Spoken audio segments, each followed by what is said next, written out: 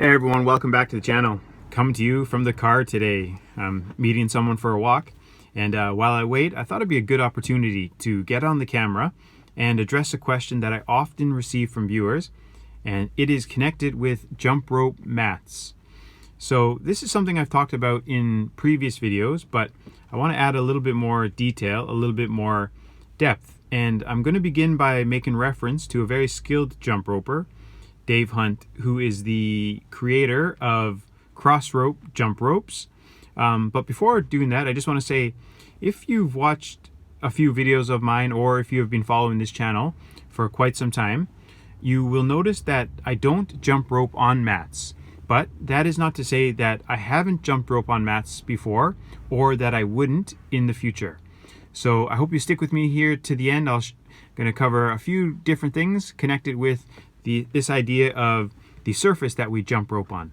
So getting back to Dave Hunt, a few years ago he made a fantastic video about how to prevent jump rope injuries.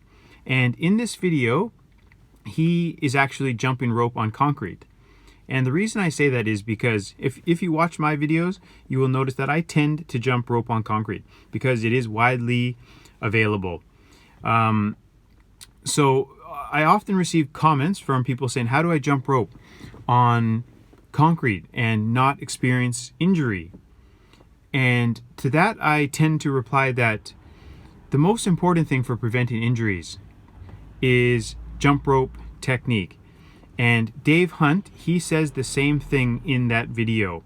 So that is one thing I can really appreciate about Dave Hunt. So, among other things, but on that point, so cross ropes, they sell jump rope mats. But even still, in that video, he says that jump rope technique is the most important for preventing injuries, not the surface.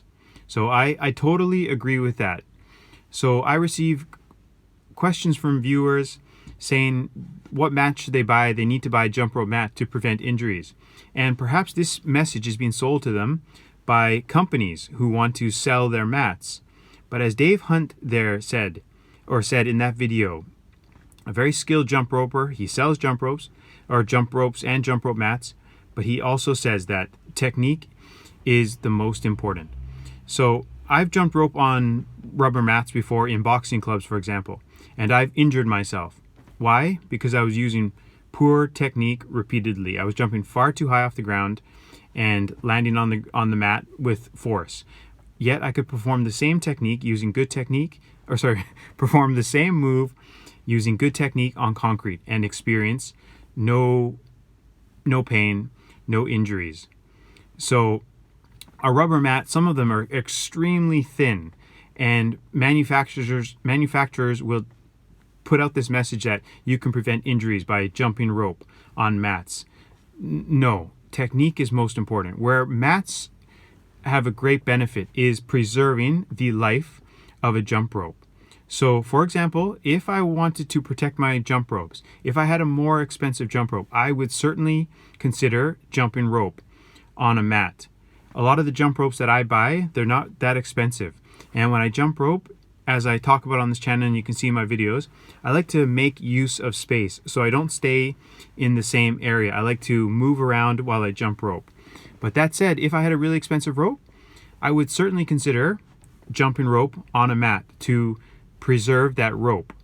And then perhaps on the days where I want to move around a little bit more, I would just use perhaps a cheaper PVC jump rope. So I just use PVC jump ropes, and they're easy to replace. But if I do get a more expensive jump rope, I may consider jumping rope on mats. And one thing that a lot of viewers will say in the comment section connected with jump ropes is they'll make reference to Floyd Mayweather, because I talk about him on this channel a lot, and so do a lot of other jump ropers.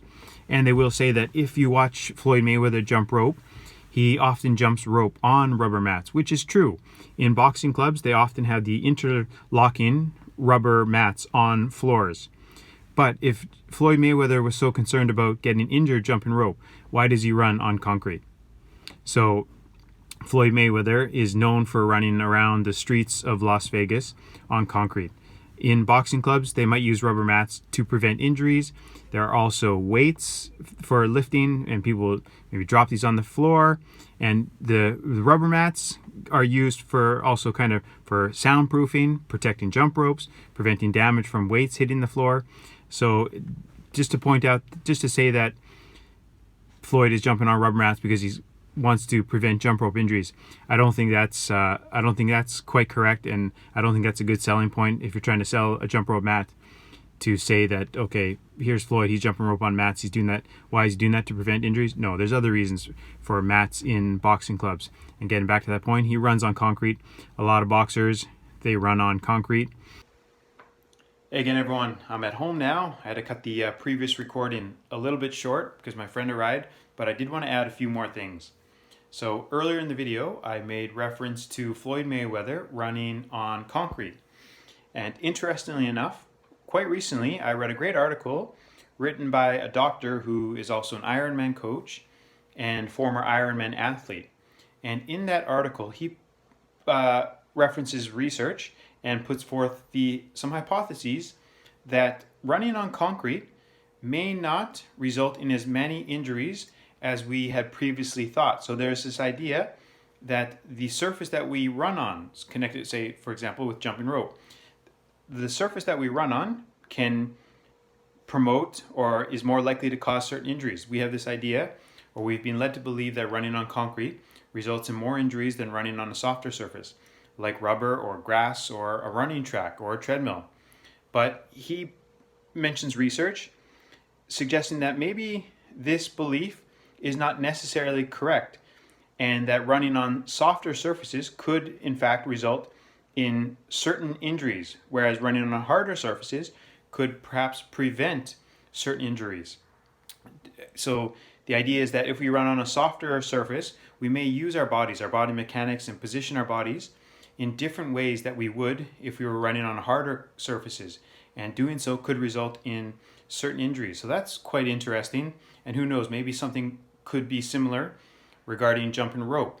Jumping on a slightly softer surface, we may use our bodies a little bit differently, and who knows, it could result in actually more injuries. So who knows? But anyways, jump rope mats, great for preventing our jump ropes from getting damaged, as opposed to jumping rope on concrete. Jumping rope on a rubber mat should help extend the life span of a jump rope, but not necessarily prevent injuries. Technique is key in that regard. Speaking of injuries, I'm often asked about jump rope injuries, getting pains on the bottom of the feet, for example, on shins. So people will say to me they've been jumping rope for quite some time, and yet they still get injured. And that is absolutely possible. Let's say, for example, you've been jumping rope for quite some time and your body is well adjusted to the activity. Maybe you take a layoff from jumping rope, you go back to it, you very well could experience some pain. Your body might need to kind of acclimatize or readjust again. Or let's just say, for example, you haven't taken a layoff, but you start jumping for longer durations, or you start jumping more often. That could result in injuries, even though you're using good technique. Similarly, if you're trying more advanced jump rope moves, let's say you have to jump higher off the ground, therefore you have to land on the ground with perhaps more force. Doing that repeatedly could increase the likelihood of you getting injured. So even if you have been jumping rope for a while, and if you use good technique, it is still possible to get injured. But if we're doing too much, maybe too often, or we're trying to do too many advanced moves without adequate rest, we have to listen to our bodies still.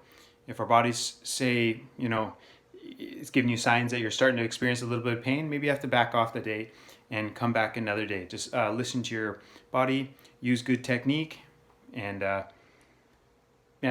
so good technique is important. Even if you use good technique, yes, it is still possible to experience injury if you start jumping rope a lot more often, or for longer durations, or with a lot more intensity. Gradually increase the duration, the frequency, and the intensity, and listen to your body. All right, well, I really hope you guys enjoyed this video. Thanks for watching.